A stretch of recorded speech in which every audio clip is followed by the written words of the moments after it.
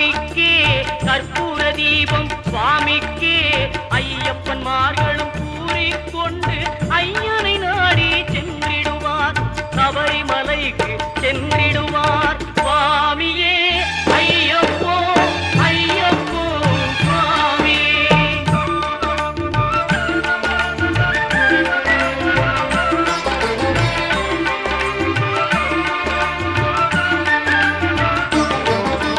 கார்த்திகை மாதம் மாலை அணிந்து நேர்த்தியாகவே விரதம் இருந்து